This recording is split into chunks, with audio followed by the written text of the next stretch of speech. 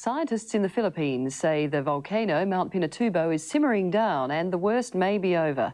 Almost 250,000 Filipinos who took refuge today began the monumental task of digging away the ash of several eruptions.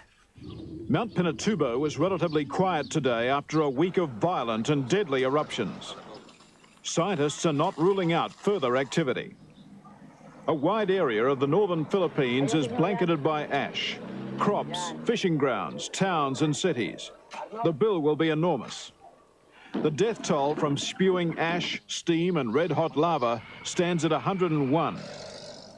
On top of that, there are 180,000 refugees, tons of ash and debris crushing their homes. President Corazon Aquino, who visited refugee centres, must now grapple with an economy already struggling. An even worse economic impact may come from the closure of America's largest airbase in Asia and the evacuation of 20,000 American dependents.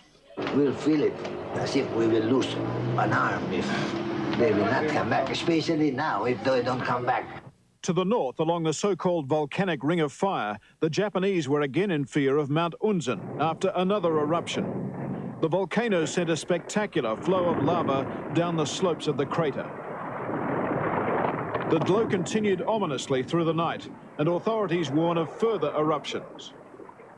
39 people died a fortnight ago when a large eruption blanketed ash over the region. But this time, no injuries were reported. Howard Saker, 10 Eyewitness News. In South Africa, apartheid is now virtually a thing of the past. The Parliament has voted to abolish the last piece of legislation under which all South Africans were classified according to their race. One of the saddest victims of the race law finally scrapped today. Sandra Lang was born in 1955, classified by the government as white. But at school, other children and parents complained of her frizzy hair, her coffee colour. In 1964, government officials examined Sandra and reclassified her coloured or mixed race. At the age of 9, she was driven out of white society. Eventually, she married a black man. She never saw her family again. It's 25 years too late for me. I don't know where my mother is.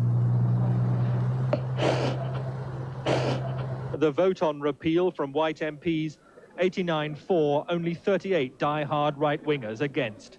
The president said it was the end of an era. It certainly clears the way for an end to international isolation, trade and sporting boycotts.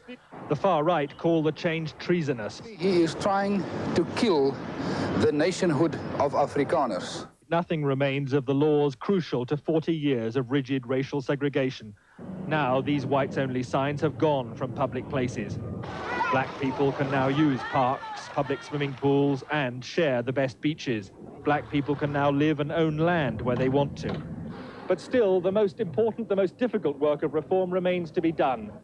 Nelson Mandela and black leaders must negotiate a share in power for the black majority still denied the vote. Years of hard bargaining lie ahead. The remains of America's 12th president have been removed from a crypt to find out if he was poisoned. It's claimed Zachary Taylor was fed arsenic.